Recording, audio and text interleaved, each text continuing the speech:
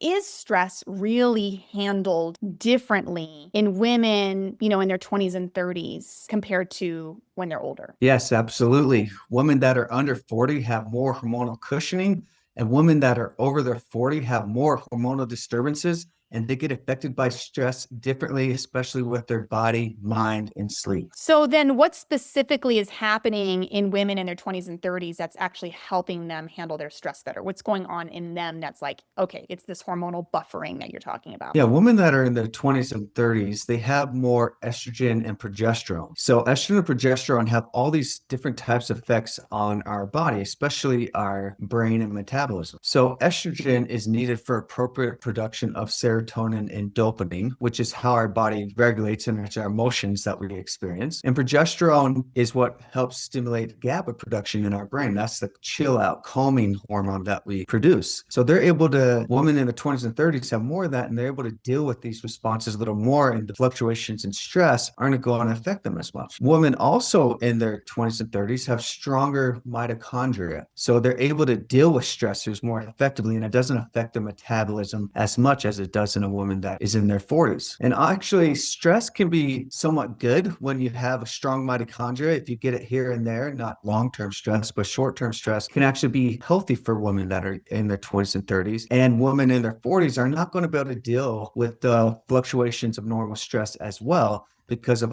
all these metabolism hormonal disturbances that are happening when the hormones start to shift when you start getting older. Now, is it just progesterone and estrogen that shift as a woman starts to, around age 40, that kind of in between phase, that perimenopausal phase? Is it just progesterone and estrogen that start shifting as she gets older? So those are the main hormones that start to shift at that age, but there will be shifting in like what's called DHEA and testosterone. Like some women can start actually producing too much testosterone when they start getting older. Others can make too little. DHEA starts to go down, which is a precursor hormone for estrogen, progesterone, cortisol, and all that. And you're not going to be able to deal with stress very well when your DHEA is low. Plus, a woman's ovaries obviously aren't working as well. They start shriveling up as you get in your 40s. And that's the main organ that actually produces the estrogen and progesterone. What about the adrenals? Is there anything that changes in the adrenals themselves as a woman crosses over that over 40 mark? So the interesting thing that happens when you start getting in your 40s or 50s is your body starts making these hormones more in the adrenal glands. So the adrenal glands get more taxed. So your ovaries is where you make your estrogen and progesterone before you're in your 40s. And then it starts switching more to your adrenal glands where you're going to be making those hormones. And adrenal glands is where you also make your cortisol, which is our stress hormone, also epinephrine, which is a stress hormone. So it starts to get more burden. So if you start to get more stress and there's already a lot of taxation happening on the adrenal glands, yeah, you're going to have all these hormonal disturbances that are happening because the adrenal glands are picking up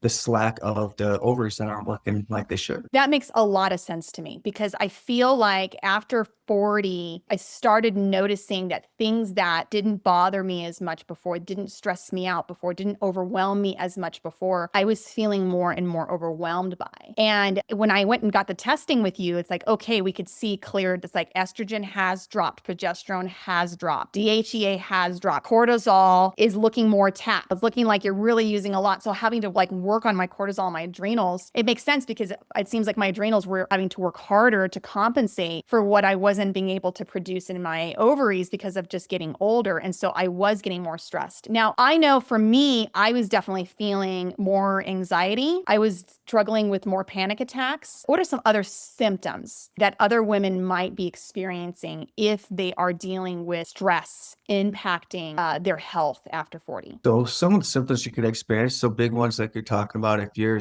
producing way too much cortisol, you're too stressed out, you're going to experience a lot of anxiety, you're going to start experiencing some insomnia, difficulty sleeping. It could even affect your sleep-wake cycles. Like you could wake up a lot throughout the night. You could wake up earlier and can't fall back to sleep. It could affect your dream state, your deep sleep, your REM sleep. All that can be affected by the disturbances of the cortisol. It also affects metabolism, as a lot of women probably start experiencing, and men experience this too.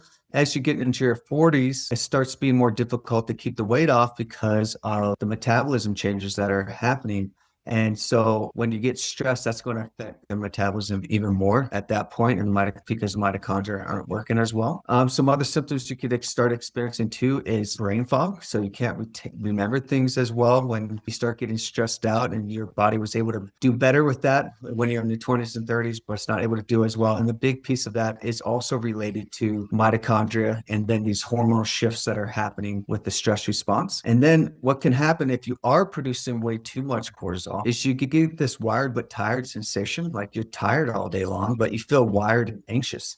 Which is a weird sensation there. And you're like, hey, I'm really tired. I've been tired all day, but you can't really fall asleep. So these are some of the symptoms that you can experience with stress after you're 40 years old. I resonate with so much of this. I mean, the brain fog that you talk about, the just recall. I used to be able to, you can say something and I'd be like, oh yeah, this. I can recall like the movie that we were just talking about or the name of that person or, whatever it is that we were talking about.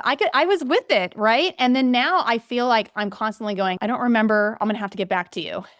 I'll have to remember like 4 o'clock in the morning when I get up to go get a drink of water. That's when I'll probably remember, the word that I was trying to recall earlier. And also just even the falling asleep issue, just finding myself at 10 o'clock, 10:30, where I used to be tired at 9. And yeah, I'm tired, but I just can't seem to settle down to get to sleep. So many of those things that you're talking about. Now, for those women who are listening to this and can resonate with any of these symptoms or anything that I've shared, Dr. Jake is incredible. He can do testing. We're going to be talking more about the different types of testing on another video here, but he can definitely help you figure out what it is, if stress is indeed affecting your health, what it is exactly that it's doing, and be able to get you on a healing plan. And we have a link down in the description box, drjakewellness.com/schedule, where you can pick up a 15-minute free call to talk with him about what it is that you're concerned about. And then you guys can move forward from there on scheduling something in more depth to really get a hold of your health and help you feel better. Now, Dr. Jake, going back to feeling better long term, like we get some brain fog, great. I understand a little more anxiety. Those are some symptoms we might feel. But if we don't get a hold of this and we don't start in our 40s starting to manage this stress now, and we let it continue,